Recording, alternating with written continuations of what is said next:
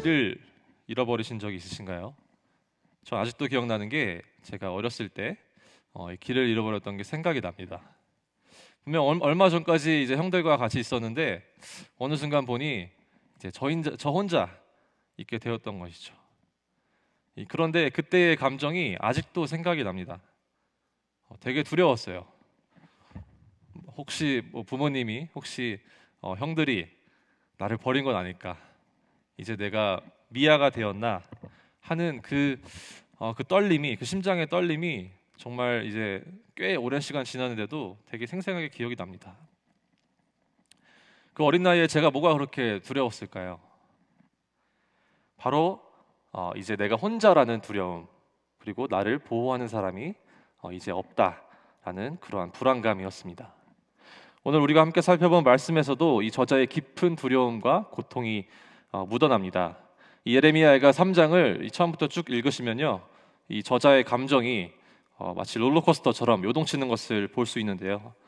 이 3장의 초반에는 주님의 매로 고난을 당했다, 이렇게 원망 아닌 원망을 하다가, 또 중간에 가서는 여호와에 대한 소망이 끊어졌다, 또 가서는 다시 여호와께 돌아가자라고 결심을 합니다. 이렇게 뭔가 복잡한 감정 속에 있는 저자인데 오늘 우리가 함께 읽은 본문에서는 어떤 마음을 품고 있는지, 또 그리고 하나님께서는 그러한 저자에게 어떻게 응답하시는지 한번 살펴보기 원합니다. 함께 55절에서 57절을 한 목소리로 읽겠습니다. 시작. 여호와여, 내가 심히 깊은 구덩이에서 주의 이름을 불렀나이다. 주께서 이미 나의 음성을 들으셨사오니 이제 나의 탄식과 부르짖음에 주의 귀를 가리지 마옵소서. 내가 죽게 하는 날에 주께서 내게 가까이하여 이르시되 두려워하지 말라 하셨나이다. 아멘. 이 말씀들을 읽다 보면 이 저자가 계속해서 사용하는 표현이 있습니다. 이 저자가 계속해서 물리적인 동사를 쓰는데요. 예를 들면 55절에 불렀나이다, 그리고 56절에 들으셨사오니, 또 귀를 가리지 마옵소서, 내게 가까이하여, 57절에 이르시되, 또 뒤에 가면은 보셨사오니, 이러한 표현이 나오는데요. 그리고 57절에 주님께서 두려워하지 말라, 두려워 말라라고 얘기하십니다. 저자는 어떤 두려움이 있었을까요? 이 예레미야는 주님이 자신을 떠났을까봐, 또 혼자 남겨졌을까봐 두려워했던 것 같습니다. 물론 상황 자체도 어렵습니다. 이스라엘은 포로로 잡혀갔고 또 성전은 불타버렸습니다. 물론 어려운 상황이지만 그에게 가장 큰 두려움은 바로 주님이 자신을 버렸을지도 모른다, 주님이 이스라엘을 버리실지도 모른다라는 걱정이었습니다. 그래서 그는 주님께 부르고, 또 주님께서 듣고 보고 가까이 하신다라는 이러한 물리적인 표현을 사용하면서 주님께 간절히 기도하고 있는 것입니다. 이 저자가 주님께 두려워하면서 이 탄식의 기도, 부르짖으면서 기도할 때 주님께서 무엇 하십니까? 바로 주님께서는 응답하십니다. 주님이 응답하시는데 그냥 잘 있네, 괜찮아, 그럴 수 있어 하는 게 아니라, 멀리서 그렇게 하는 게 아니라 친히 가까이 하셔서 이르십니다. 바로 두려워 말라라고 하는 것이죠. 우리도 인생의 구덩이에 빠질 때가 있습니다.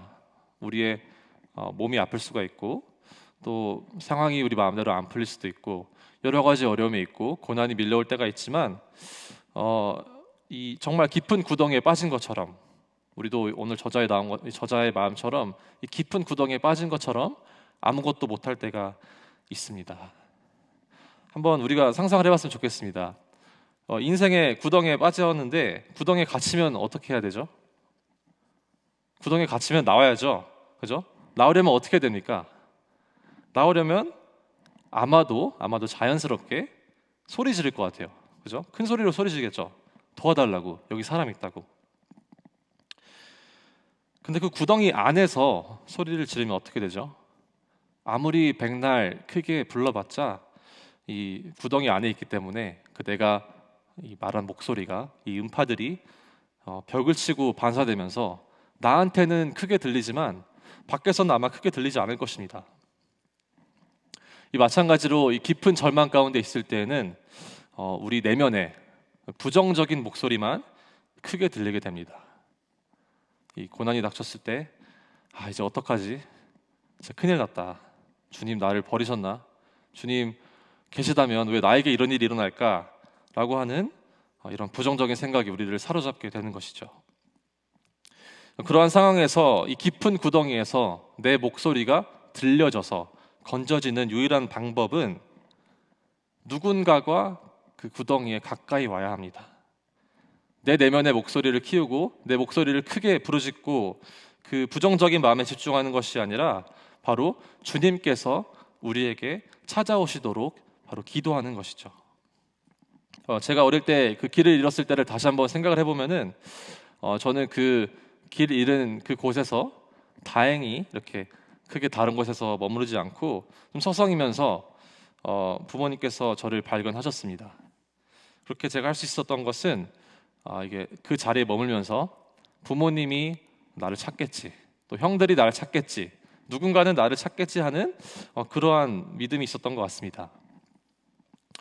이 오늘 본문에서도 마찬가지로요, 이 저자가 고통스러워하며 탄식하는 가운데 그 절망의 구덩이에 주님께서 찾아오셨습니다. 주님이 음성을 들으셨고 또 괴로워하는 모습 보셨고 가까이 오셨고 두려워 말라라고 위로하십니다. 그리고 이것이 바로 기도의 응답입니다. 이 다른 사람이 볼 때는 이 저자의 고백을 의심할 수도 있습니다. 아니, 너가 하나님도 아니고 너가 주님도 아니면서 주님이 너 음성 들었는지, 너한테 가까이 왔는지, 두려워하지 말라라고 위로했는지 어떻게 아냐고 물을 수도 있는데요. 이 오늘 본문에 다른 표현의 특징이 있는데 바로 이 과거형으로 글을 썼다라는 것입니다. 주께서 이미 나의 음성을 들으셨으며 주께서 내게 가까이 하여 이르시되, 또 58절에 보면은 원통함을 풀어주셨고, 이게 영어로 보면은 다 과거형으로 나오는데요. You heard my plea, you came near, you said, 이렇게 나옵니다. 저자가 이렇게 말할 수 있는 이유는 하나님의 은혜를 기억하기 때문입니다. 이 예레미야가의 저자는 직접적으로 기록되어 있지 않지만 전통적인 해석으로는 예레미야가 썼을 것으로 알려져 있습니다. 근데 이 예레미야는요, 실제로 구덩이에 갇힌 경험이 있습니다. 예레미야 38장에 보시면은 그가 그 구덩이에 갇힌 내용이 나오는데요.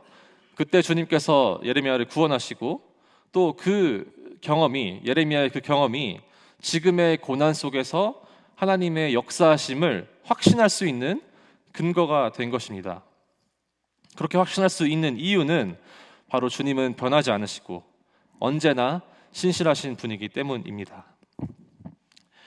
이 예레미야는 그 주님의 성품을 알기에, 그 신실하신 성품을 알기에 과거에도 그랬던 것처럼 지금도 응답하실 것을 믿고 고백하고 있는 것입니다.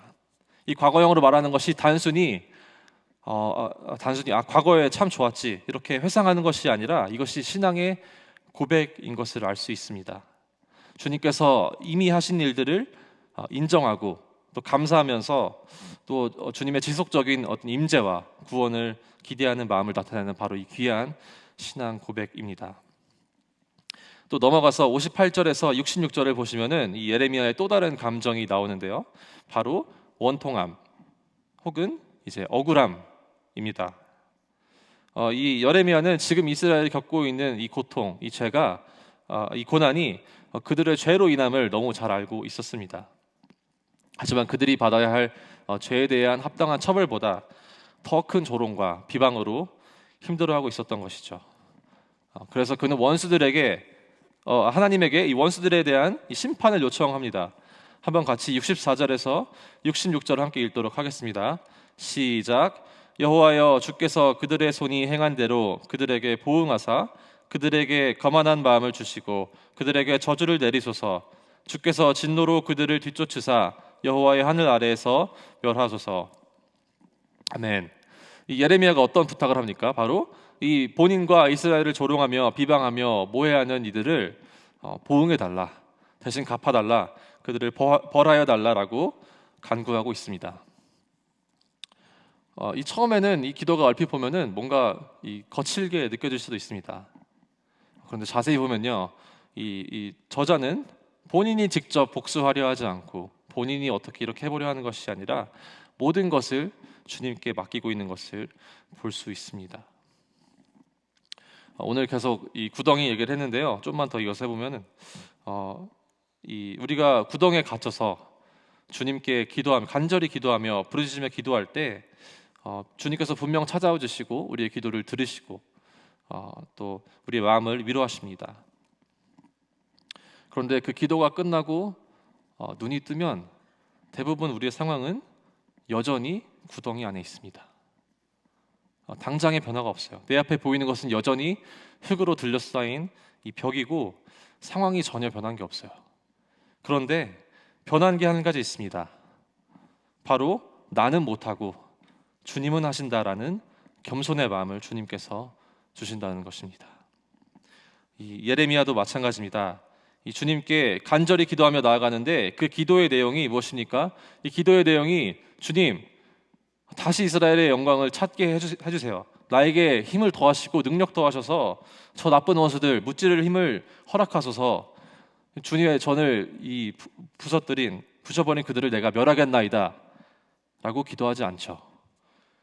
오히려 힘이 쭉 빠져서 이렇게 기도합니다. 주님 다 아시죠? 다른 사람들이 욕하고 조롱하고 아무도 알아주지 않아도 주님 다 아시죠? 주님 도와주세요. 주님께서 역사하여 주세요 라고 기도하고 있는 예레미야의 모습입니다. 이 오늘날 세상에 이 고통 가운데 있는 분들에게 향한 되게 많은 이 동기부여의 메시지가 있습니다. 그래서 영상도 많이 있고요. 그것들의 주된 내용은 보통 이런 식이에요. 너는 할 수 있어. 너는 너 인생의 주인공이니 한번 정말 죽듯이 한번 해봐. 뭐 이러한 내용입니다. 하지만 오늘 본문에서 볼 수 있듯이 이 기독교는 정반대의 얘기를 하고 있습니다. 그 고통의 상황 가운데, 고난의 상황 가운데 주님, 전 아무것도 할 수 없습니다. 하지만 주님께서 모든 것을 하실 수 있습니다. 주님께 모든 것 맡깁니다. 저는 이것이 주님이 우리에게 허락하신 가장 귀한 마음이라고 생각을 합니다. 바로 이 겸손의 마음. 이 겸손의 왕 예수님처럼 가장 낮은 마음으로 주님께 모든 것 올려드리는 것. 그것이 바로 진정한 위로이자 주님께서 우리에게 더하시는 능력이자 또 우리가 이 구덩이를 계속 바라보는 것이 아니라 주님을 다시 한번 볼 수 있게 하는 힘임을 믿습니다. 말씀을 맺습니다. 이 삶의 구덩이에 계신 분들 계시죠? 지금까지 걸어온 길 고생 많으셨습니다. 하지만 기억할 것은 우리가 이 걸어온 그 길이 절대 혼자 오지 않았다라는 것입니다. 주님의 멈추지 않는 은혜로 오늘 여기까지 왔음을 기억합시다. 또 상황이 우리 바람대로 금방 변하지 않아 힘들어하고 좌절하시는 분들 계시죠? 여전히 구덩이 안에 있는 분들 계시죠? 주님이 지금도 일하고 있음을 기억합시다. 예레미야를 건져내시고 위로하시고 예수 그리스도를 보냄으로써 다시 성전을 세우시고 회복하신 그 주님을 기억합시다. 그 2000년 전에 일하신 주님이 동일하게 오늘도 역사하고 일하고 있습니다. 그 신실한 주님을 바라볼 때 진정한 회복의 역사가 일어남을 믿고 다시 일어서는 우리 모두 되기를 소망합니다. 기도하겠습니다. 사랑해 주님 감사합니다. 깊은 구덩이에 빠진 우리에게 친히 찾아오셔서 우리의 음성을 들으시고 우리에게 가까이 하사 우리의 마음을 위로하심에 감사합니다. 주님, 우리의 마음 가운데 어려움이 있고 고난이 있을 때마다 연약함으로 주님을 부정하고 주님을 원망하고 우리의 힘으로 어떻게 해보려 했던 우리의 지난 날들을 회개합니다. 주님, 이 시간 주님께서 우리에게 보여주신 말씀처럼 우리가 온전히 주의 은혜를 기억하고 쉬지 않고 일하시는 주님의 역사와 주님의 그 신실하심을 우리가 다시 한번 기억하기 원합니다.